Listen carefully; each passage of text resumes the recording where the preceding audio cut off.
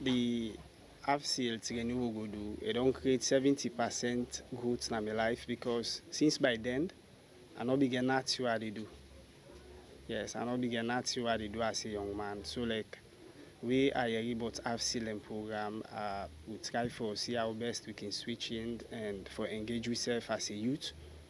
So since from then we will come up and the training, it don't help we a lot. It don't create impact in our life.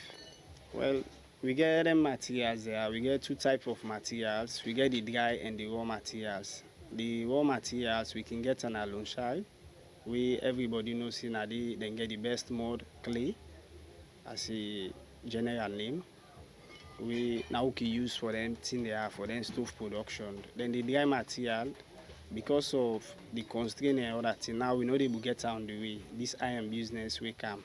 So now pass we go directly and then build the material shop. Now they will get on. The technical producer, my team they work with me diligently for sure say we get production any month, at least 150 cold pots. I can show them the product, say this is not the new product we GTI and Ministry of Health don't recommend for one of the women them for one of the user we go reduce beaucoup destruction at the home. Where this stove all they make so in the ICS, when the improved cook stove, a different from all other stove we I don't see from where small where they come up. This stove gets a own pattern we carry it, and also the stove they use more coal and produce more heat.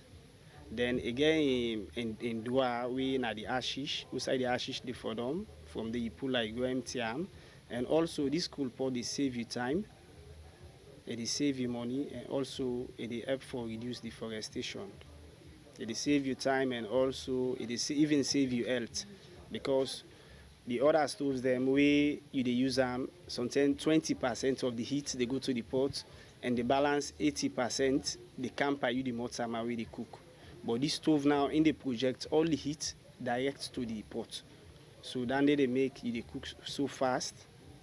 Then another pull smoke. Any parts within the OC you can able use them for cook. Whether you they indoor or outdoor, you can able use them for cook. You know they give no problem, you know they cause no fire accident, and it's so simple for use.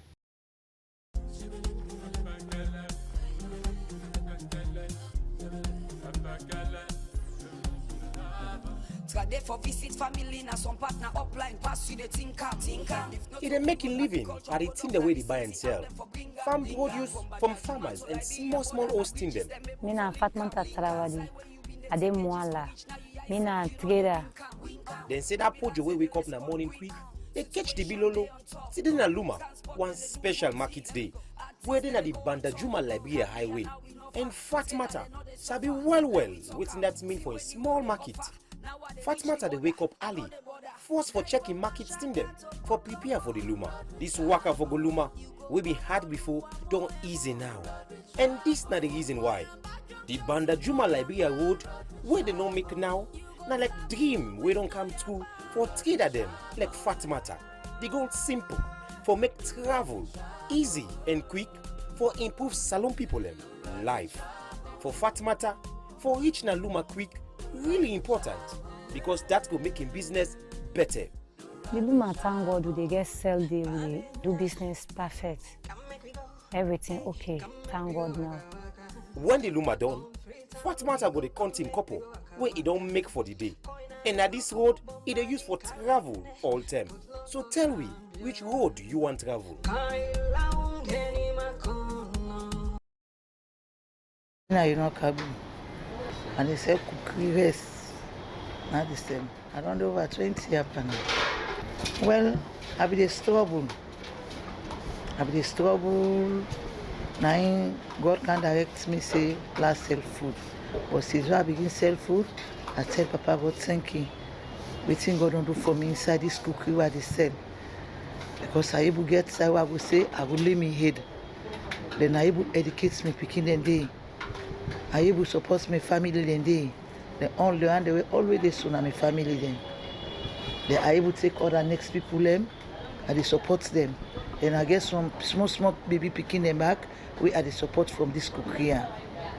Now coal I dey use. I dey buy one bag coal every day. They buy one bag coal every day. Now they use. I need to use wood because the smoke it affects we eye them. So doctor we don't want to say all for the cook with wood. Now plastic. Now we dey take. They light them. We hang up at the coal. After the plastic don't burn, they'll put the coal on top, so that to make a like eel, so that it will catch from under the flame cow. Let me say, the food is fine. We like them. The food is fine. Because some man they come out far away, they come. I not say if you eat one thing, you not fine, you need to carry again. But we see you eat, they go, you call the company kaya. I not say it's alright with you. And my food no get no problem with nobody because now they my family they eat me say seven get her and they cut her, so I eat her. How for send money overseas where you use Afri Money and BNB. Dial *161#. Select option 1 for send money. You go see overseas money na option 6. Press 1 for BNB. After that, you go see over 10 countries then na the list. Select the country where you want.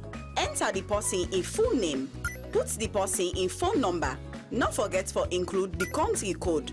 Enter the amount where you want for send. Put your PIN or password for confirm your payment. We go send you message for sure say the money don't reach the person. Terms and conditions applied. Me na nana koma. This stove ya na watalo na da go. Now go buy am. Because always why they buy other coal pots then and they fuel, you know they last. The coal pots and the fuel, you know they last. So now go nobody's coal pots now watalo I buy am, I carry it am.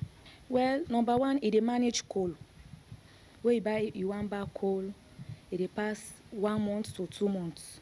It they get them. It they manage coal, it they make the place clean. You know they dirty. Yes, they know they get out too much heatness. The place is clean, they able to cook quick. The thing away good pan this stove here. Number one, the ashes, you know they're gonna go on. Then the place, the environment, they clean. They save money. Now then the way they manage coal, they save money. Where me the improvement I want let them get like stick, then iron there. Where they tin up. Like stove, like you understand, eh? Where you know the dinner gone, lay it in up. Like how the other thing, the other coal pots and can they will get a stove like. Lay you know they low because why make us say that? Maybe water, then water we will do up and go on. But if you do up, it will make it will last more longer.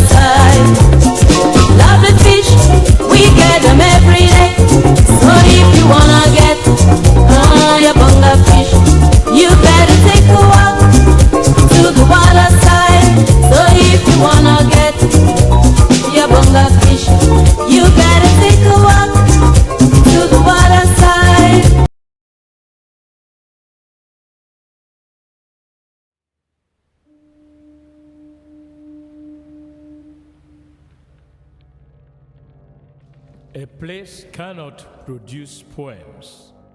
It can only not prevent them. And Freetown is good at that, for Freetown has its own sudden elegances. People are slow to leave it, quick to return. And there are others who come for a year or two and stay for a lifetime, sensing that they found a city that is in the world, yet sufficiently on the edge of it to have a different resonance. Let me tell you something about this city. All of us, we're all just passing through, and we've all been here forever. Those who came, those who stayed, those who never returned. Tides turn, seasons change. We've waited and we've watched. But we've always been here. We've always listened, because there is a different resonance here. It comes from the river, and the land, and the sky. It's our place, all of us. This city belongs to everyone. And you know when it's your time. And it's our time. Listen, we are Freetown. We are Freetown! The golden rules of Freetown. Don't pretend you're something that you're not. Don't go thinking you're better than anyone else, or that anyone else is better than you. Don't shout about it. Get on with it. We are Freetown. Freetown. Freetown. Yeah. We found our voice again. I'm from India and Freetown. I'm from China and Freetown. I'm from the UK and Freetown. I am from Nigeria and Freetown. I am from home and Freetown. This city belongs to everyone. The fishermen, the taxi driver, the barber, the drummers, the dancers. All of us. All of us. Everybody. We are Freetown. The past is ours. The future is ours. It's our time again. And this city belongs to everyone. The playwright, the greengrocer, the teacher, the dog. This space is ours. This light is ours. The beaches are ours. The rivers now we own. The roads are ours. The bridges now we own. We are Freetown. We are all visitors and we've all been here forever. We've got the mightiest river. And the biggest sky. And there's a resonance again. Freetown. Freetown. We are proud of this place. We love this city. And we want you to love it too. We are proud of this place. Na pass we all dey pass like stranger dem, but we all don dey from there.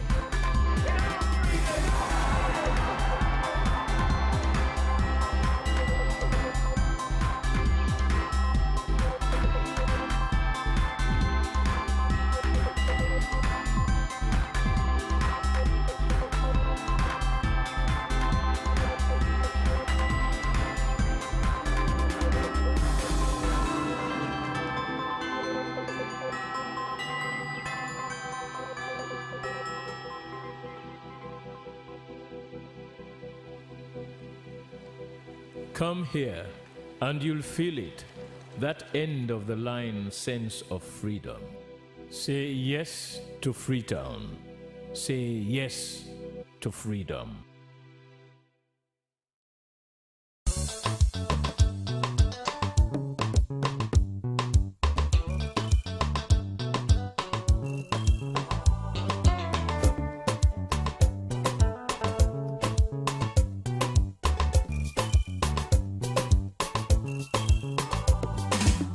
We come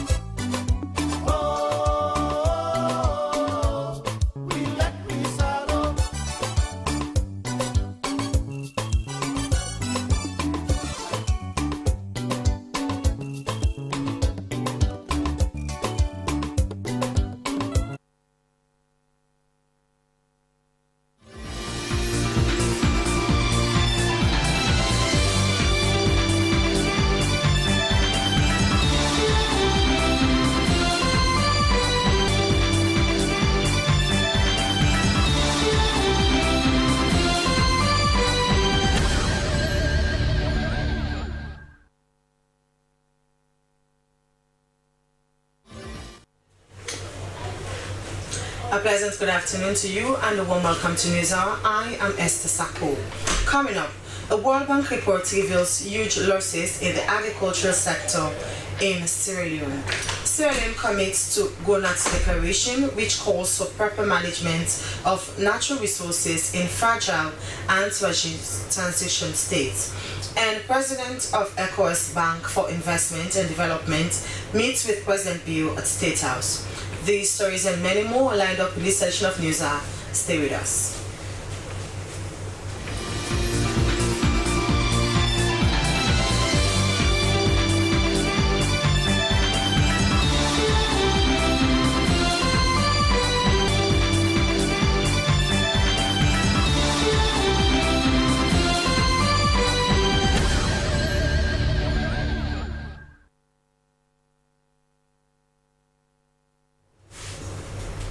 Welcome back. We're beginning news this afternoon with one of our headline stories. Sierra Leone is committed to the GONAT's declaration's pledge to take the lead with other partners, organizations, and member countries in Africa in managing their natural resources. This commitment came at the end of a 4-day symposium in Freetown on illicit natural resource trade and resource bank loan. The governance of natural resources in transition states GONAT's project focuses on improving natural resources governance in fragile and transition states, including Sierra Leone. Sierra Leone witnessed the closing for the SLBC and now reports. Over 35 representatives from senior government officials, the private sector, civil society, local communities, and other critical stakeholders in Sierra Leone has recognized the GONAT's declaration and call to action. The participant emphasized the urgent need to harness Africa's wealth, curb illicit financial flows and illegal trade in natural resources, and improve management of resource bank loans for resilience, growth, and development in Africa. They emphasized that despite its abundant natural resources, Sierra Leone faces considerable challenges in translating its mineral wealth into sustainable development outcomes. Participants cited issues persisting within the extractive sector, including corruption, weak regulatory frameworks, and inadequate enforcement of laws and regulations. They called for the continent's abundant natural resources, an essential ecosystem which are contributing 62% of its GDP, to be harnessed for accelerating sustainable development on the continent. Legislative framework so that we can actually heighten our oversight role as MPs. Remember, we have a rule of representation, we have a rule of making good and workable laws, and also have a rule of oversight. And all of this encompasses in 3 things: seeking the interests of the state, number 1, in the guidance of our natural resources, seeking the interests of our mining community people, and seeking the interests of the investor too. So quickly, especially in the mining sector, we have started mining since 1930, and up till now, there's a lot of challenges in mining communities suffering. The mining activity is not paying much, and the country itself is not proud of whatever resources they are generating. So I think it's timely, because we need to start to re-strategize as a country. We need to start to think of the different activities we have been doing, evaluate ourselves, and maybe try to make sure that we put on some reports, activity that will gain continent. In the policy dialogue, participants acknowledged that Africa holds 30% of the world's mineral resources and 65% of the world's uncultivated arable land, the world's most productive forest, both in timber and carbon retention resources, and ample solar, wind, and hydropower. They recommended for the need to improve regulatory frameworks, enhancing legal and institutional frameworks, enhancing transparency, promoting community participation, adopting technology, improving revenue sharing, implementing third-party verification, establishing clear licensing criteria, leveraging international corruption among frameworks, tax reforms, and strengthening anti-corruption measures. Certificates were given to participants after the 4 days training session. For SGBV News, Cynthia Kamara reporting. The president of the ECOWAS Bank for Investment and Development, Dr. George Ajiekun Donko, has met with the ECOWAS chairman, President Julius Maada Bio, at State House. The talks focused on key regional issues on economic growth, food security, education, and trade. Our State House correspondent, Amosi, was there and now reports. Dr. George Ajiekun Donko is in Sierra Leone on a 2-day working visit.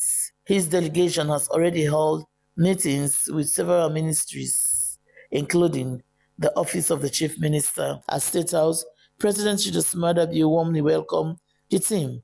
He said the region needs support not only in infrastructure, but also in schools, healthcare, and food systems. I know there are outstanding areas, there are outstanding issues, but we want to deepen this relationship because as your resource-based broadens and as we push for more regional integration, there are opportunities that we want to take advantage of. So I'm happy that you've come, and I hope that we'll be able to identify specific things and engage fully and stay engaged through the Minister of Finance, Development, and the others, so that we can fully realize the scope of issues that we are going to raise. President Bio encouraged the ECOWAS Bank team to work closely with all member states to deliver meaningful change. Because it is the only dividend for democracy is development. If you can deliver on development, your people can see it. We want to continue on that for the future of our children and for West Africa. The potential is great, but the potential is not what counts. It's what you do with the potential. And the bank is a great instrument in changing that potential to deliverables for our people, which is what they feed on. Dr. Donko congratulates President Bio on his role as ECOWAS chair. He praised the president's leadership and vision for regional integration. He assured the ECOWAS Bank's commitment to supporting projects, especially in education and health. We are aware of the road project, that is the National Road Infrastructure Fund. We are aware of the Hilton Hotel. We are aware of the various initiatives being initiated by the Minister for Tourism. As you are very much aware, Your Excellency, next year you will be boosting the ECOWAS. Because you have a big responsibility to ensure that we have the requisite infrastructure to support these programs. And that is why we are here. We are also aware of the Kono University, as the Chief Minister mentioned in our meeting. We have gone far, but there are a few things that we have to discuss in order to actually conclude this. And I think that the working sessions will see to that. Because of your time, we only want to actually bore you with all these issues since the ministers are around. But I want to assure you that all these issues will be taken on board during our 2 days a year to ensure that we come out with firm conclusions on all these issues, on all these initiatives. Dr. Donko is serving a second 5-year term as president and board chair of the ECOWAS Bank. He was reappointed in February 2024 for his strong leadership and successful reforms. Under his tenure, the bank has recorded major gains in development finance across the sub-region. For Slbc TV News Hour in Freetown, Amosi reporting from State House. Well, that was a key meeting for Sierra Leone and the ECOWAS region. And from there, the civil society movement against tuberculosis has taken a bold step towards strengthening Sierra Leone's pandemic response systems by convening a national consultative meeting for the development and validation of an advocacy brief on pandemic prevention, preparedness, and response.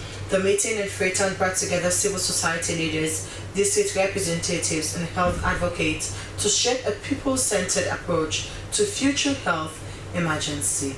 Jonathan Tona reports. The initiative was aimed at amplifying the voices of key affected populations and civil society organizations by enhancing their inclusion in national pandemic prevention preparedness platforms and processes. It emphasizes gender inclusion, community participation, and health awareness, particularly in the context of emerging threats such as Mpox, which has already recorded nearly 4,500 confirmed cases in Sierra Leone within the past 6 months. Executive Director of CIMAT, Reverend Paul Braima Bangura, underscored the urgent need to address weaknesses in the country's health infrastructure. In every decision making, that communities are involved, CSOs are involved, key affected populations are actually involved. So the essence of the policy brief actually is addressing inclusivity, of all the affected community. Because when we have pandemic, it starts with community and it ends with community. So it's very good that we have them involved in all of the processes that our government will be doing in terms of pandemic preparedness. Participants shared regional perspectives on community involvement and systematic barriers. Now the challenge we are having is the vaccination, because when the vaccination we are earlier brought, they said only for health people. And if you see, yes, indeed they are the health people, they are the first person to take this vaccine. But we also have another sector which are very important in the community that needed this vaccination. So we are just asking that the government should have a saying in it, or have something to do so that the vaccination can be available in our communities. We are seeing some kind of level of involvement of community people. You saw a cross-section of CSOs here giving a brief updates about their involvement in the fight against, of Mpox. So, which I think is very key, and it's impactful from the community that they are engaging, they are doing robust engagement with communities, across the district to ensure that we fight Mpox in our district. So it's impactful so far, if I can say, from there. Key policy recommendations include integrate inclusion into the National Action Health Plan 2025 to 2029, embedding gender, human rights, and community participation, advance gender equality, and promote human rights and social justice through protections against stigma, discrimination, and violations in health emergency responses. The final version of the advocacy brief will be submitted to government bodies, development partners, and international stakeholders for consideration and implementation, reinforcing for a more equitable, prepared, and people-centered health response systems in Sierra Leone. For SLBC News, Jonathan Turner reporting.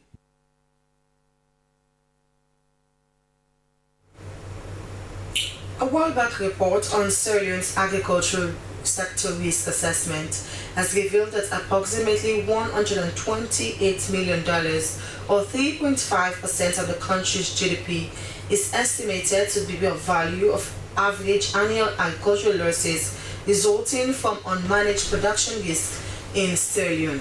These findings came out at a launch of the report by the World Bank in Freetown. Ibrahim Samura tells us more. This is hereby launched the Sierra Leone Agricultural Sector Risk Assessment Report. According to the report findings, the estimate of production losses suggests that the agricultural sector is vulnerable to losses exceeding 15% of agricultural gross production value in 1 out of every 3 years on average, due to unmanaged risks, pointing out rice followed by cassava were the two crops mostly vulnerable to production risks in relation to total losses. Adetunde Oredip is the senior agriculture economist, World Bank. The frequency of certain things happening and the kind of loss that this can generate, and in terms of both tonnage and the value of such losses. So rice come number one at risk. And if our number one food item in the country is at risk, then we can say the system needs some help. This report was compiled by the World Bank with extensive analysis of crop and livelihood production. rice, and meteorological data records between 2003 to 2022. The findings were intended to support government in the development of a risk management action plan and for disaster risk financing investments. The report assessed the production, market, and the enabled environmental risks in the country's agriculture sector. Minister of Agriculture and Food Security, Dr. Henry Musa Parker, accepted the findings captured in the report, noting with his engagement with farmers across the country, cited those risks as a major challenge to them and the sector. We are beginning to take concrete steps, some of them head-on, to the challenges that have been identified. So in our strategy, we've been very much keen not to do everything. So we prioritize a few things. We have also, for some of these value chains, identified hubs where we want government to put and concentrate investments in infrastructure. By the way, this will be both a production or market risk that I often see, and I see this all the time. I have seen farmers in these 2 years, or even the 5 years I've been in the States, they will start really enthusiastically, start with, like, say, 5 hectares of production. Do well, hit the average, and then above average, and then time comes for them to push it to market. They don't have a road, they don't have a storage. Well, first of all, it comes to harvest, they have a problem with that. The World Bank country manager, Abud Mwangej, underscored the need to continue the conversations to addressing and manage risks identified by the report affecting the agricultural sector and leveraging on research and data. A series of recommendations were preferred, not limited to expanding and enhance early warning systems and climate information system, promote sustainable water management adapted to farming systems, encouraging private sector involvement, and strengthen the development and distribution systems for improved seed varieties, among others. Ibrahim Samara, Freetown.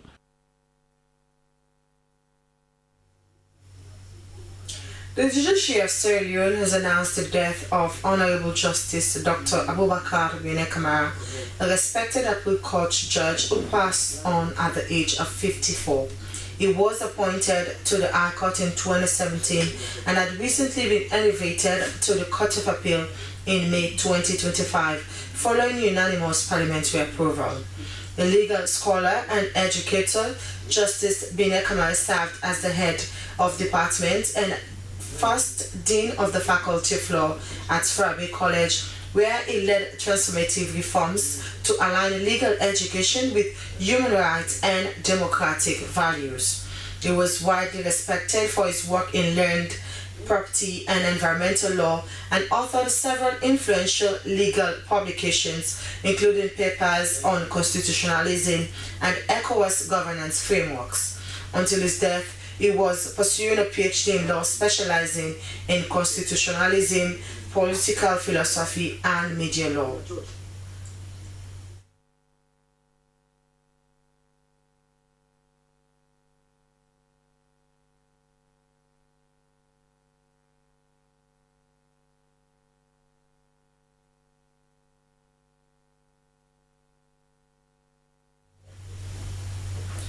In Freetown, Magistrate Mustapha Brahmaja of Pademba Road Magistrate Court No. 1 has sent the case of IGP vs. Samuel Mendel Amin and 2 others for trial at the High Court of Sierra Leone. Sulaiman Babatoye was in court and now reports.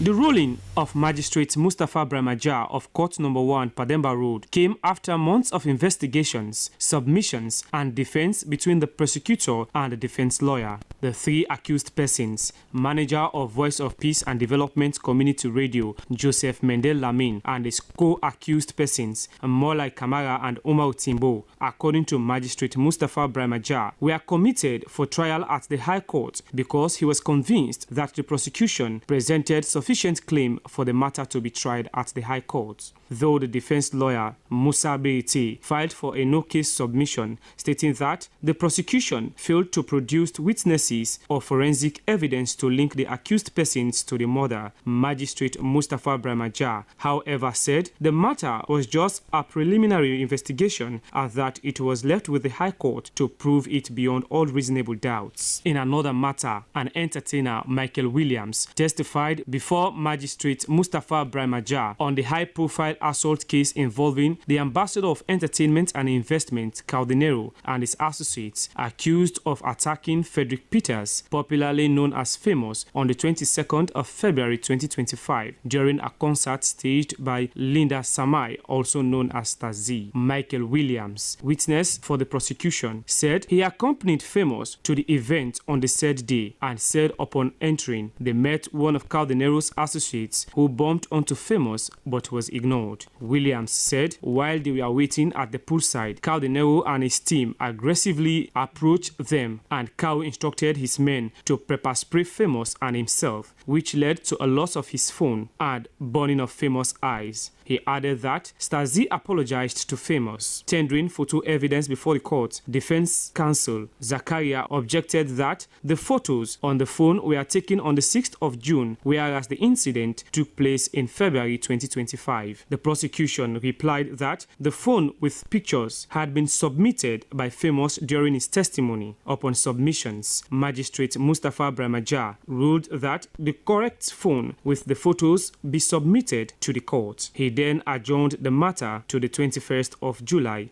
2025. SLBC News, Sulaiman Babatue reporting.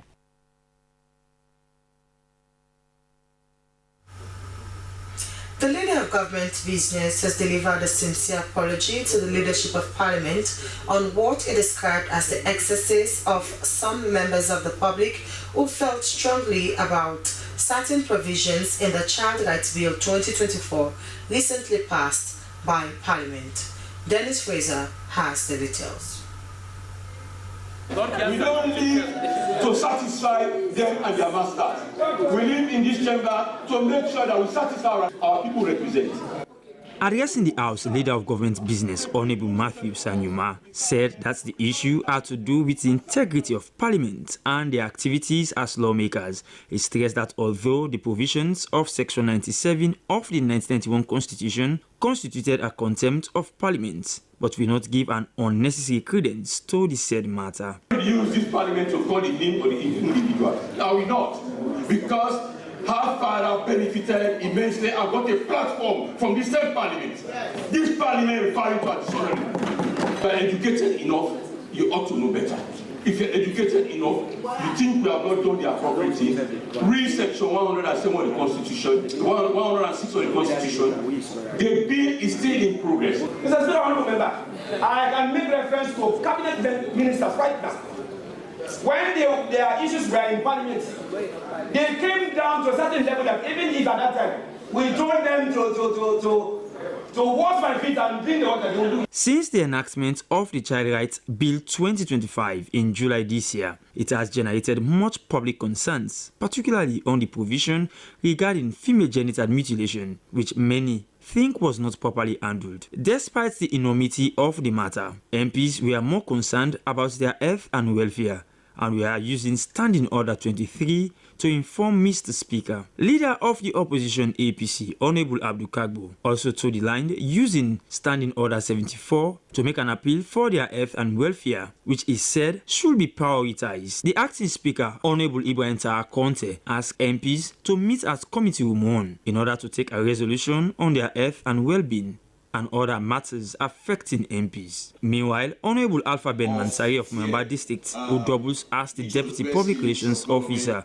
of the opposition APC, has called on the Speaker to summon both the Sierra Leone Petroleum Regulatory Authority and the Ministry of Transport to give reasons for the price disparity in transportation despite reduction in fuel price in the country. For me, it's unfortunate, and still there is no press release yet from the agency or the authority itself and the Ministry of Transport. So citizens are still paying the same price the government set months back, or almost a year now. In another development, the Deputy Minister of Foreign Affairs and International Cooperation, Frances Algali, also laid the following agreement in the well between the government of the Republic of Kazakhstan and the government of Sierra Leone on expansion from visa requirements for holders of diplomatic and service passports, agreement under the United Nations Convention on the Law of the Sea, on the conservation and sustainable use of marine biological diversity of areas beyond national jurisdiction. SLBC, Dennis Fraser reporting. In a bid to enhance women's participation in governance and promote gender equality, the St. George's Foundation, in collaboration with the Ministry of Gender and Children's Affairs, has conducted a one-day training session for women at Jabex Hall, Tumbo.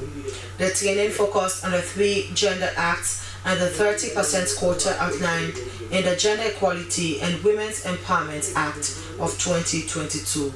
Esther Nene Kamara reports. Held under the theme Engage Community Women on the 3 Gender Act and the 30% quota on the Gender Equality and Women's Empowerment Act. The training aimed to raise awareness among grassroots women about their rights and the legal frameworks that support their inclusion in national development. Participants were taken through the core provisions of the Jury Act of 2022, with a particular emphasis on the 30% minimum quota for women's representation in public life, including leadership roles in politics, governance, and the workforce. Assistant Director in the Ministry of Gender and Children's Affairs, Fode Mohamed Sisse, said the training was part of the government's ongoing efforts to empower women at community level to understand and claim their rights under the law. Making sure that people understand when you talk about gender budgeting, how to mainstream gender, how people to ensure that they think and plan gender in whatever they do. So basically, in summary, all right, this was what I presented in my presentation of the Gender Equality and Women's Empowerment Act, because it's very important for our women folks to understand what are those key provisions that are in the Act. So, Programs Manager, St. George Foundation, Aruna Mansaye, said community-level engagement was crucial in breaking cultural barriers and promoting gender equality. By bringing these women together, that sounds great because it's an eye-opener, I said, that it will give more knowledge to the women on their sense of responsibility and for them to come forward to compete. It's not like a huge competition with the men, but there is a 30% quota for women, and the women should occupy that 30% quota in their structures within the communities. Participants expressed appreciation for the knowledge gained, promising to cascade the information to other women in their communities. Organizers said similar trainings will continue across different parts in the country to build a critical mass of empowering women ready to advocate for and claim their rightful place in society.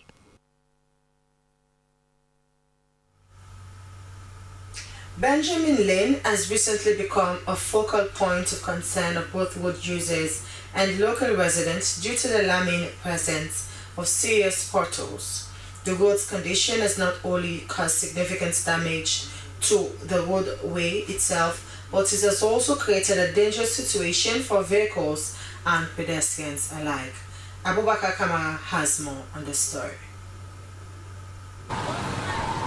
The Benjamin Lane axis, the designated route for tricycle and bike riders, is in a very deplorable condition. The road is completely depleted with potholes, making the situation worse when it rains. The present state of the road has major effect on motorists who ply this alternative route on a daily basis. They said the road's present condition makes their vehicles vulnerable to mechanical problems. Abubakar Kamara, a keke rider, said the potholes damage their vehicles, including bent rims and flat tires, all resulting in costly repairs. This particular road, they use. So the road here is well. We have always appealed to the government to fix the road, as the condition of the road sometimes damage our machines, and we normally pay a lot of cash to get it fixed. Mohamed Mansare, a bike rider, said they frequently clash with their passengers who accuse the riders of being reckless when plying the route. Well, Benjamin, the condition is very bad. Very bad, really. The Benjamin Road is really not good for us as bike riders. Sometimes the passengers on board also suffer due to the condition of the road. Yeah, bike man, they suffer now. Passenger, they suffer. All man, they suffer. A resident in the area who also serves as the Fuller Chief for Constituency 126, Chief Alhaji Abubakar Jallo, said he has also been affected as his home is close by. He raised concerns with regard the closure of PWD, a construction company which was a major support in repairing nearby roads like Benjamin Lane and others. We been get PWD in this country.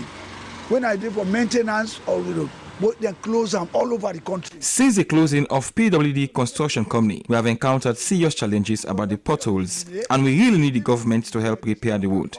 So make government come and can do this job hastily, quick as possible, because it inconvenience everybody in the community, in the area. The swift intervention of authorities concerned is the major cry by the residents and motorists who rely on this route on a daily basis, as its present condition poses a significant in Pojang, Cambia, and the Princess Christian Maternity Hospital, PCMH, in Freetown. Here is the Chief Pharmacist, Dr. Moses Atema, speaking at the press conference. In the recent weeks, the Ministry of Health has received credible reports that some of these supplies are being stolen or misused by a few individuals working within the system. Let us be very straight and clear here. This is a very serious violation of public trust, and it puts lives at risk. But the Ministry of Health is already taking action. One major case was reported on the 26th of April from a government hospital in Pojang district. Cartons of government medicines intended for free healthcare were offloaded to an unauthorized location. The police was called, and the supplies were later taken into custody at the Bo West Police Station for further investigation. In addition to this case, we are dealing with similar concerns at other facilities. Cambia Government Hospital, Princess Christian Maternity Hospital. So far, we have recommended the suspension of 3 pharmacy personnel from these 3 facilities. Their details have been reported to appropriate authorities. We have also asked the Pharmacy Board of Sierra Leone, which is the regulatory authority in country, and the Pharmaceutical Society of Sierra Leone to temporarily suspend their professional license until full investigations are completed. Let me say this again in plain terms. Stealing or misusing medicines meant for the public is unacceptable. The Ministry of Health has a zero-tolerance policy to actions of this nature. Every time a box of medicine goes missing, someone's child, someone's mother, or a loved one may go without treatment. That is a cost that is too high to bear. The Ministry of Health, through my directorate, is also working very closely with the Sierra Leone Police, the Transnational Organized Crime Unit, TOCO, and the Anti-Corruption Commission to get to the bottom of all of these incidents. We are committed to ensuring that anyone found guilty will face the full force of the law. At the same time, we're not just stopping at punishment. We are also taking this opportunity to strengthen the entire supply chain system. We will strengthen supervision and monitoring in hospitals and district medical stores. We will improve the digital tracking of our commodities so that we always know where our medicines are. We will conduct refresher training for personnel on ethics and accountability. And most importantly, we will send out reminders, official reminders, through the Permanent Secretary's office to all government health facilities on their responsibilities and the consequences of wrongdoing. We know that most of our pharmacy and healthcare workers are honest and dedicated professionals, but we must remain vigilant. We must act quickly where there is wrongdoing, and we should raise the standards for everyone. So through you, the Fourth Estate, to the public, we need their help too. We're saying to the public, if you see something suspicious happening with government medicines, whether they're in a hospital, in a healthcare center, during delivery, or even in private pharmacies, we say, please report this to us. Your information will help us prevent harm and save lives. That was Dr. Moses Batema, the Chief Pharmacist, Ministry of Health. Pike Street, a vital road in Brookfield's community, has become increasingly hazardous due to the rapid increase of serious potholes. These depressions in the road surface have not only damaged the infrastructure, but have also posed significant risks to road users, including motorists, cyclists, and pedestrians. Abubakar Kamara again.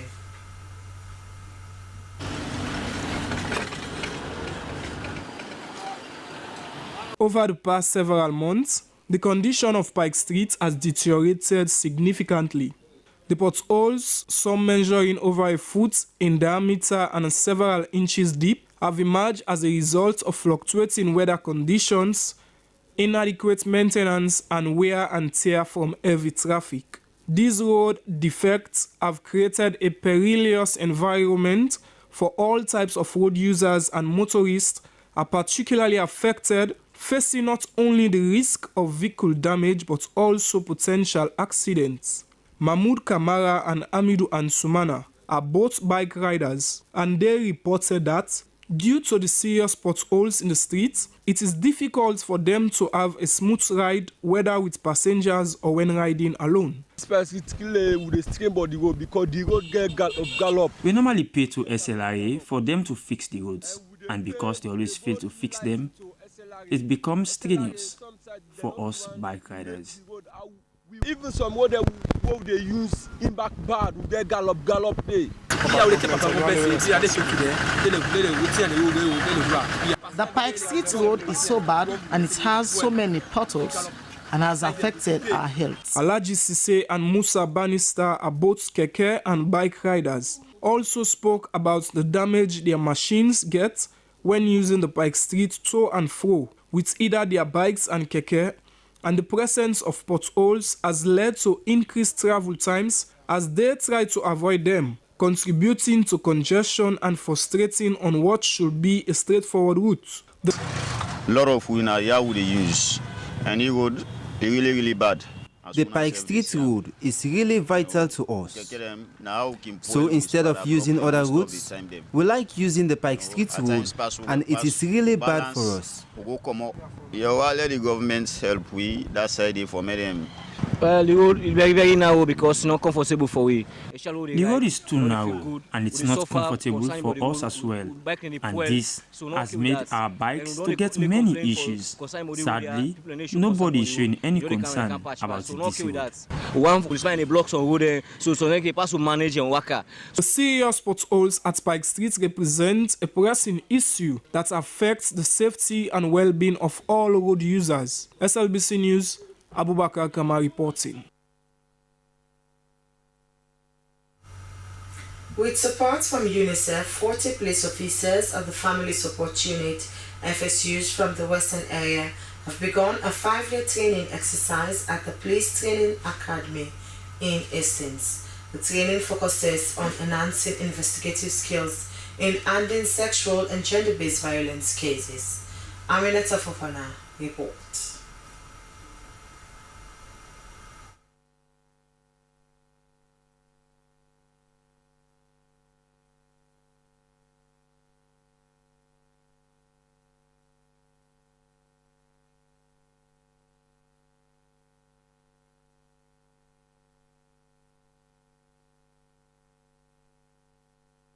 The officers, drawn from various FSUs in the Western area, are being equipped with advanced communication techniques for interviewing both perpetrators and victims of SGBV. The training also provides guidance on proper referral processes for survivors. Assistant Inspector General of Police Andrew Kamara, Director of Training at Sierra Leone Police, stated that this capacity building initiative aligns with the force's strategic goal of transitioning from a traditional force to a public service-oriented institution. Adding, there was a growing expectation from the public, and people will only report SGBV cases if they have confidence in the police, a reason the training is both timely and essential. Investigation of SGBV matters, child protection. We will also talk about the acts, because the act is very, very important, because it is those acts that will guide them as to what to do. We will also discuss a host of other issues having to do with SGBV. Head of the Family Support Unit, Superintendent Mohamed Mansaye, stressed the importance of effective communication, particularly when interviewing child victims. He noted that using the right questioning techniques can encourage victims to speak openly and confidently. He also highlighted key components of the training, including the stages of investigation, referral pathways, the case management handbook, and relevant laws on SGBV. Have the required skills to conduct interview. And also, you must be abreast with the communication skills in dealing with survivors of sexual and gender-based violence, and how you should embark on referral pathway, and then also juvenile delinquency as a whole. So this is something like the gateway of FSU training. If you want to be an investigator in dealing with sexual and gender-based violence, you must have undergone this type of training. The UNICEF-supported training is also taking place in Bo, with plans to roll it out to other parts of the country in the near future. SLBC News, Aminata Fofana.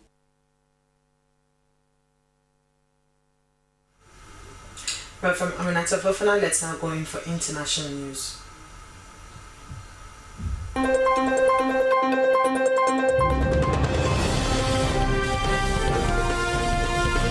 International news, and I am Cecilia Alice Sisse. At least 12 people have been killed in Israeli airstrikes in Lebanon's eastern Bekaa Valley, a regional governor says.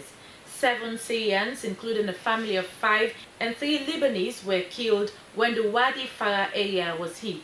The Israeli military said it had struck a number of military compounds belonging to the armed group Hezbollah, including training camps affiliated to its elite Radwan force.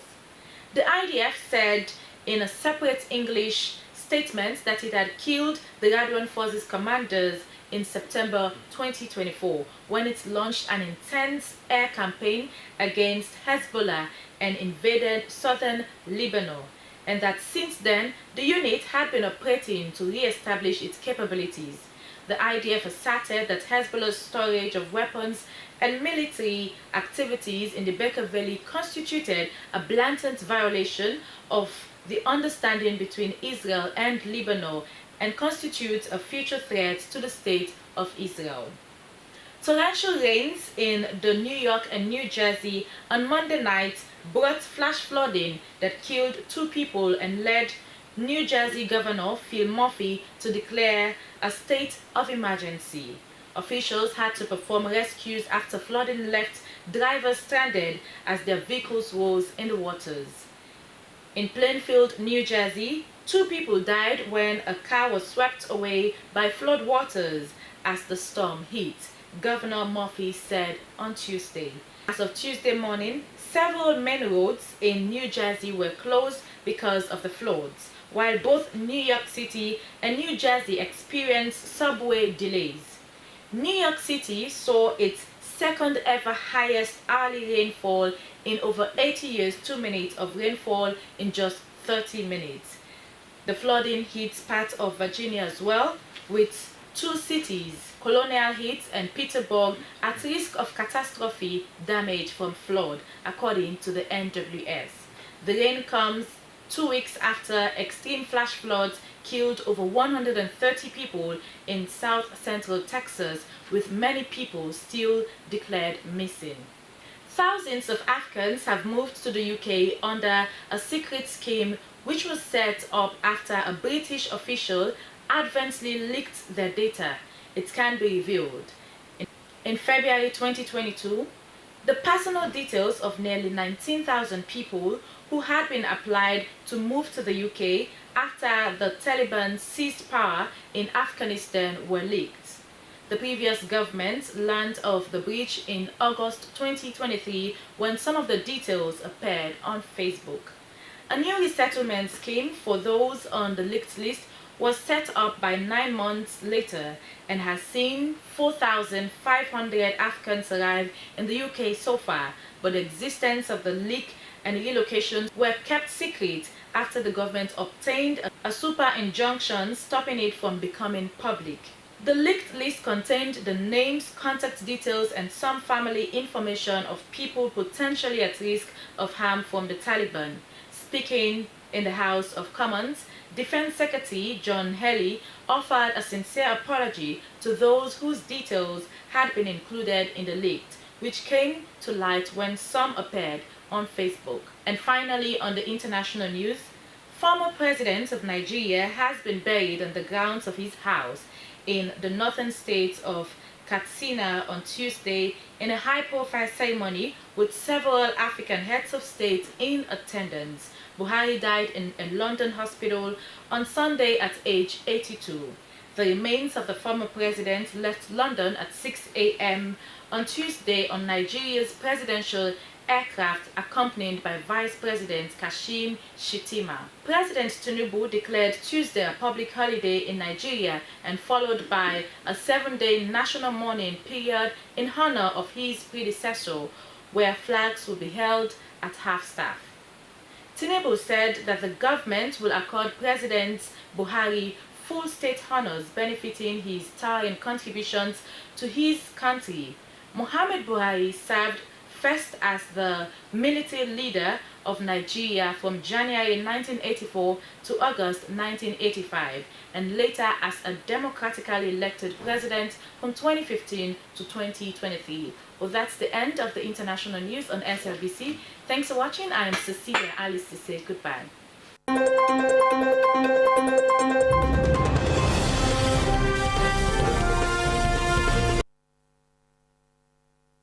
Many thanks there to Cecilia Alice to say for the international news.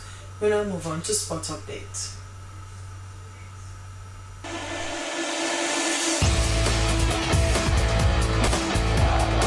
Let the beauty of what you love be what you do. With that, I want to welcome you to the sporting update that brings you the very best in sports. My name is Abdul Kabir. Now, the Sports Writers Association of Sierra Leone, SWASAL, has slammed a media blackout on the Premier League board in Sierra Leone. Here is the update. The Sports Writers Association of Sierra Leone has announced an indefinite media blackout on the Sierra Leone Premier League board, effective immediately. This drastic action comes in strong condemnation of the Premier League board's alleged inaction and lack of interest in addressing a violent attack on sports journalist Al-Hussein Remy Wilson, Northern Region Chairman of SWASAL. The incident in question occurred on March 30, 2025, when Wilson was reportedly attacked by an unruly Usum Star supporter while conducting post-match interviews at the Usum Field in Makeni. An affiliate body to the Sierra Leone Association of Journalists, large AIPS, states that despite official reports and repeated engagement with the Premier League board, the incident has been met with indifference and a lack of seriousness. The association asserts that the board's inaction has led to many issues. The immediate release is demanding a thorough investigation into the attack on Wilson and a guarantee of safety for sports journalists covering Premier League matches. The Premier League board must take responsibility for ensuring the safety and security of journalists and implement adequate action to prevent further incidents. In the international scene, Kigali is getting ready for the UCI World Championship. And in fact, sportsmen and women in that country are getting themselves ready for various sporting competitions. The Kigali track is an ideal environment where sportsmen and women are honing their skills to meet international competitions. And this venue is truly a one-stop center for sportsmen and women in Kigali to exceed their aspirations in sport. And that ends your updates. Thank you so much for your time.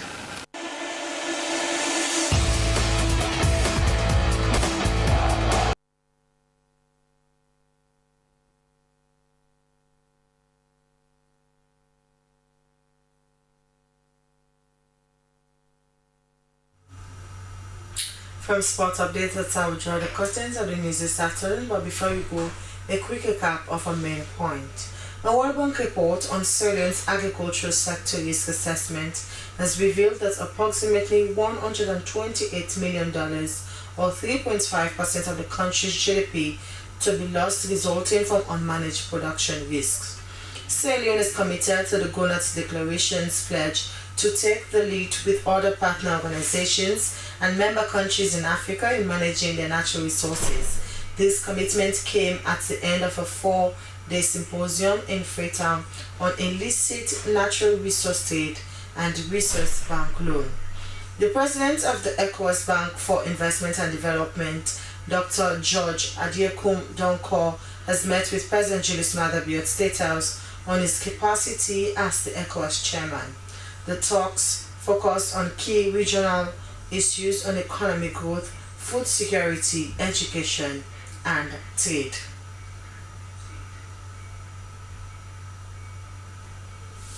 Well, that's how we wrap up this edition of News Hour from the Sierra Leone Broadcasting Corporation. I have been your presenter, Esther Sako. Stay glued to your public broadcaster, the SLBC, if you can. Goodbye.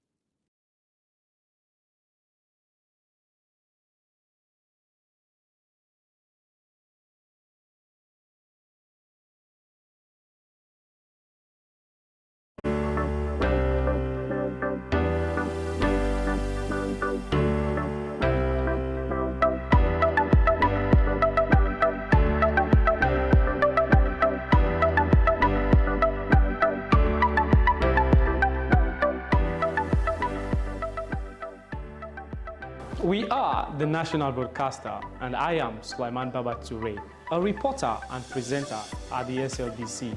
Your voice, my voice. From the commercial department, I am Regina Bangura.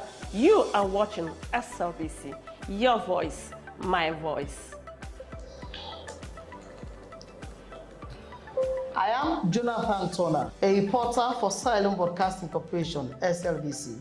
As a reporter, I do stories on education, health, politics, and more. Stay glued with SLBC to watch my stories. Your voice, my voice. Lucian Ganda, producer Wayus, and producer and presenter Christian Editions on TV. This is the SLBC. I am William Wise, presenter WEUS and also reporter at the SLBC. And this is the SLBC.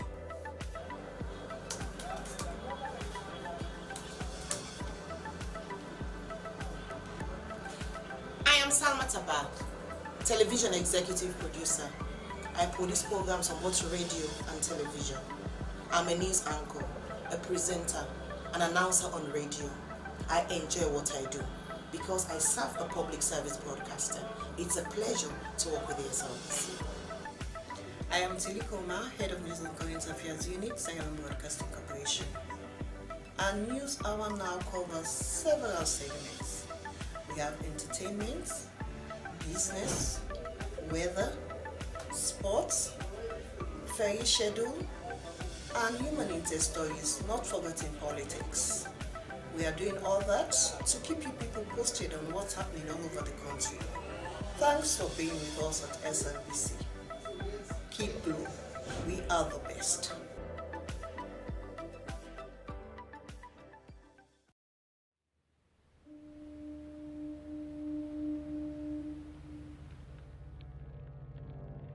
A place cannot produce poems. It can only not prevent them. And Freetown is good at that, for Freetown has its own sudden elegances. People are slow to leave it, quick to return. And there are others who come for a year or two and stay for a lifetime, sensing that they found a city that is in the world, yet sufficiently on the edge of it to have a different resonance. Let me tell you something about this city. All of us, we're all just passing through, and we've all been here forever. Those who came, those who stayed, those who never returned. Tides turn, seasons change. We've waited and we've watched. But we've always been here. We've always listened. Because there is a different resonance here. It comes from the river, and the land, and the sky. It's our place. All of us. This city belongs to everyone. And you know when it's your time. And it's our time. Listen, we are Freetown. We are Freetown! The golden rules of Freetown. Don't pretend you're something that you're not. Don't go thinking you're better than anyone else. Or that anyone else is better than you. Don't shout about it. Get on with it. We are Freetown. Freetown! Freetown! Yeah! We found our voice again. I'm from India and Freetown.